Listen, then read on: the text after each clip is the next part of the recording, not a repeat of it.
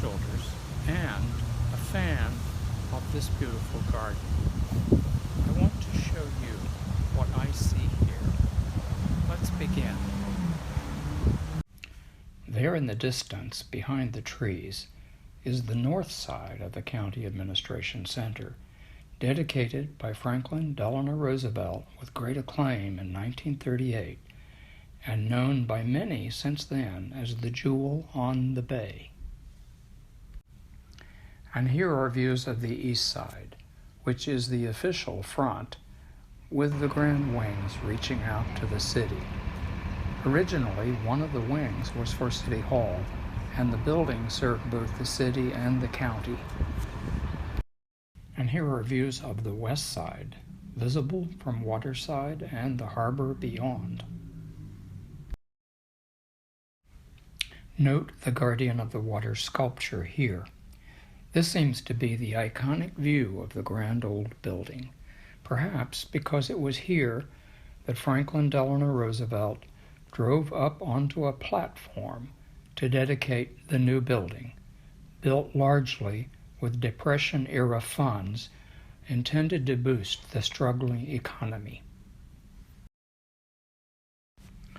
Now, for a moment, have a look at scenes from 2014. Yes, only about 8 years ago, when this new garden opened as part of the Waterfront Park project, which put parking underground, created the playground to the south, and added the spectacular fountains both south and north. Keep these views in mind for the contrast with what we see today. As we have begun looking south, let's start our tour here on the north side. While the garden can be entered from any side, I think the best entrance is the northeast corner. This graciously curving ramp brings us smoothly into the great path which ties the garden together, meandering north-south.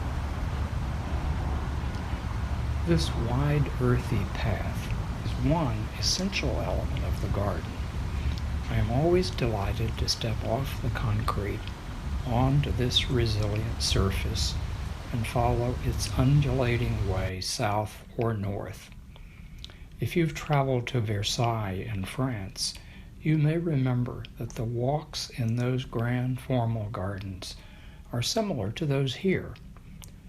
The other essential element for this garden is the fountains to the west. Every garden needs a water feature, and that row of fountains extending along the west side of the garden serves perfectly for this contemporary informal garden. This garden thus has a double water connection, the fountains nearby and the views of the bay to the west.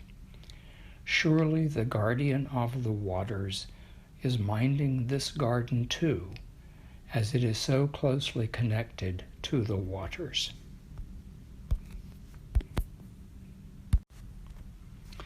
This north end is the grass's room, as the official description said in 2014. Grasses are a modest element in any garden, but don't underestimate the effect here. On a late afternoon, with the western sun brightening the grass, a light breeze stirring the plants, the soft whoosh of the fountains, and the bay glittering beyond, what could be better? While these tall grasses are attractive in their own right, they also connect us to the wider region by resembling the grasses that grow in wild rural areas of our county. In that way, they give us automatically a bit of the same pleasure we would take in a country walk. Here, in a nutshell, is an example of how gardens function, importing to a small, convenient space the same emotion we might have elsewhere with greater effort. Now, before moving south, let's have a look around from the grasses bench.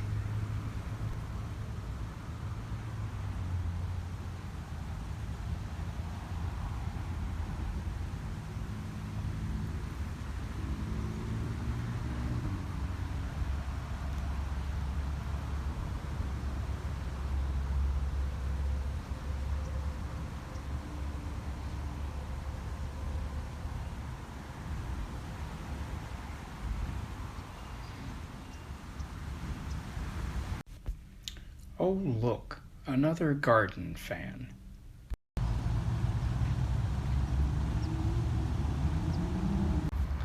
Now, from the edge of the grasses, look south to the Mediterranean room, which is simple in concept but powerful in function.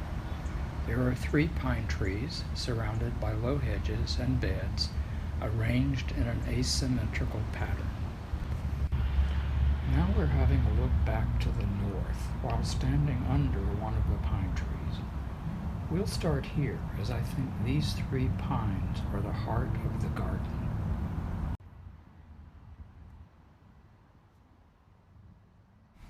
Here is a view of all 3 splendid pines. These are the only pine trees in all of Waterfront Park. When you approach them from either the north or the south, they lift your vision upward toward the great beyond, functioning like the spires of a Gothic cathedral. All right, I confess to being a tree hugger, but don't you too feel something majestic about pines? See how they are positioned asymmetrically in the wide path? You walk among them, passing under or near them on your way.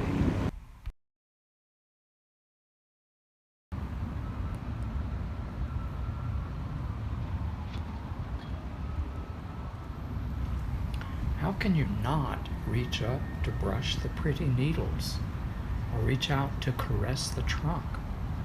The rules of the park do not seem to prohibit a discreet hug if you want.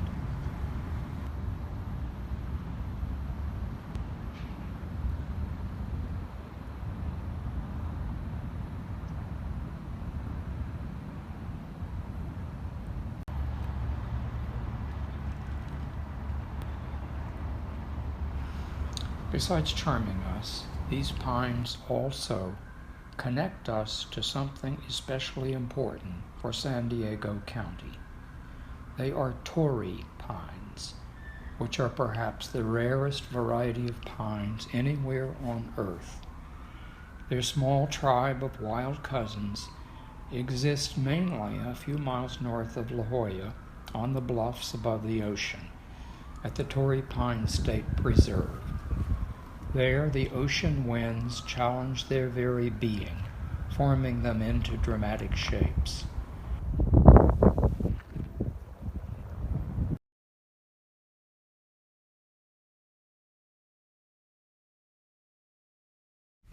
Here, they stand straight in the milder breezes of the harbor, reminding us at once of the fragility and grandeur of our natural world.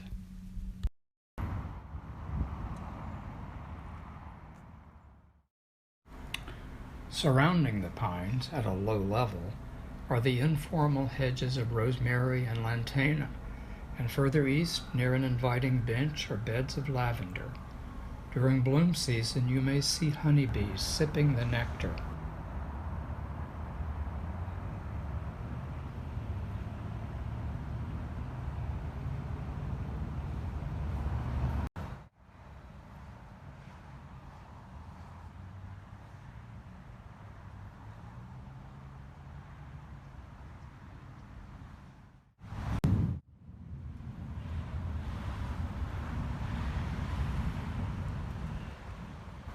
How about lavender honey?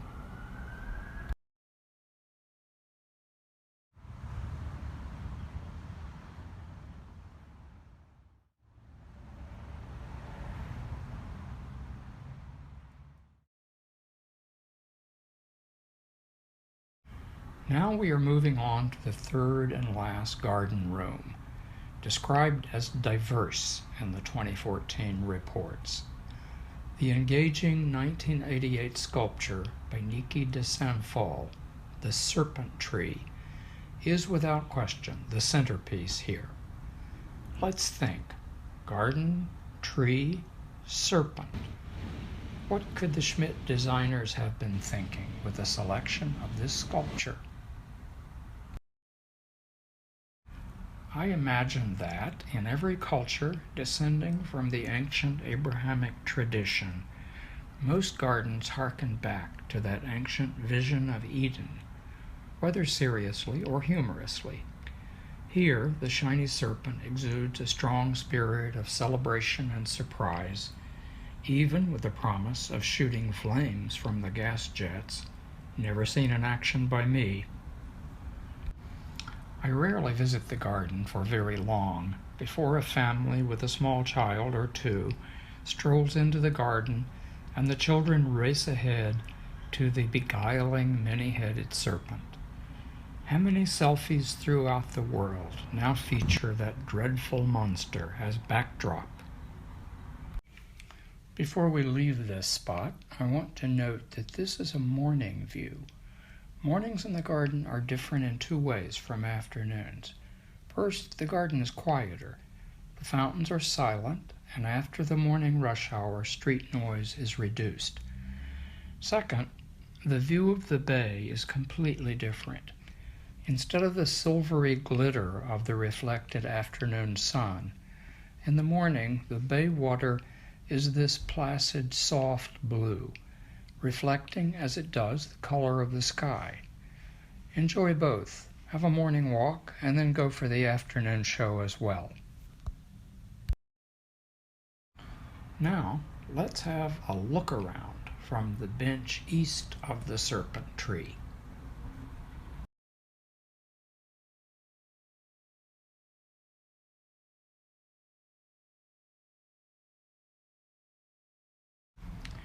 And here's a look east at the plentiful birds of paradise plants, which one might expect in any garden remembering paradise. Now we look back across the path westward. First, the yucca, a genus of many species, some of which have been important to the indigenous Kumeyaay people of this region.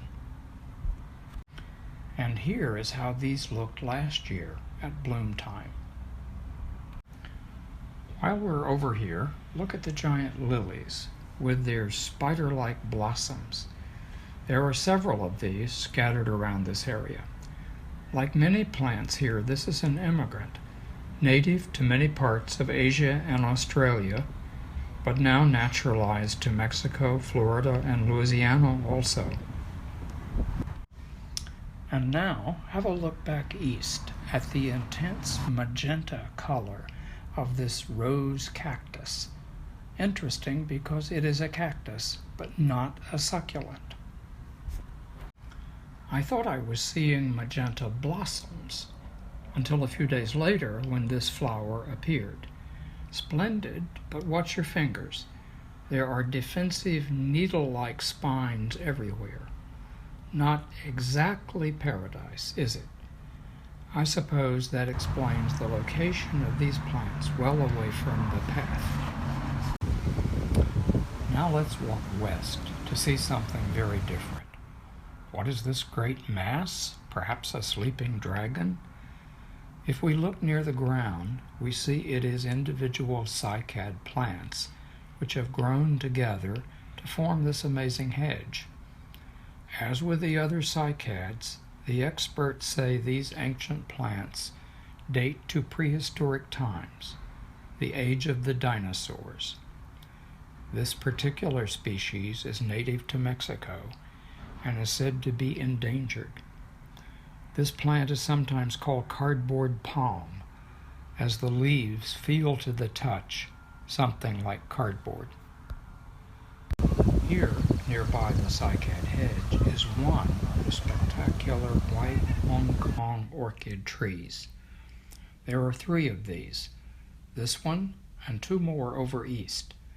They are strong elements in the garden because their blossoms linger perfectly for several weeks. A few weeks ago, we were delighted to see 2 hummingbirds sipping the nectar here. To the left there is an Australian flame tree, one of 3 again.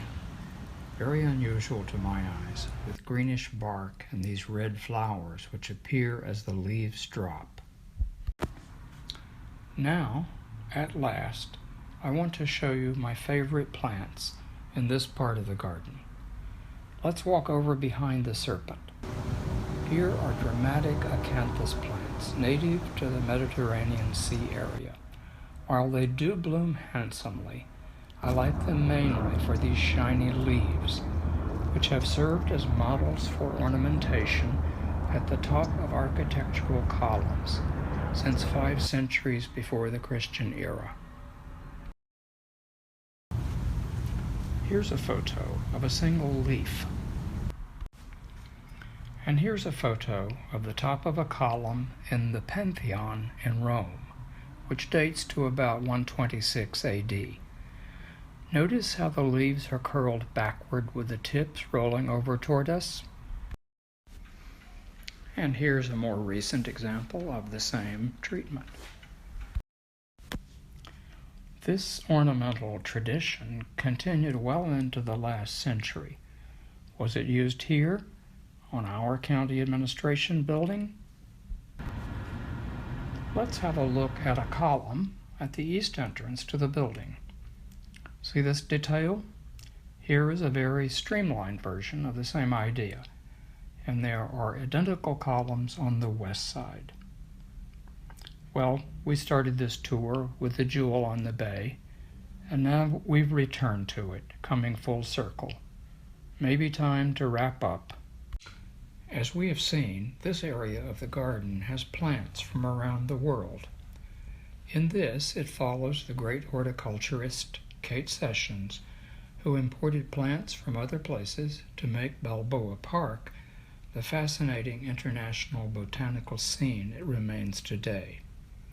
In 2014, when this garden opened, decades of debate continued between garden pundits who wanted only purely native plants and those who welcomed new discoveries from foreign shores. As I am excited to see new plants, I applaud the designers of this garden, who took the diversity concept quite literally. Let's remember that this botanical diversity mirrors our human diversity as Californians who have ancestors in many places around the world. Might a child who wanders through this garden tomorrow be inspired to start a little garden of their own? We should hope so. With that, I thank you for your kind attention and bid you goodbye.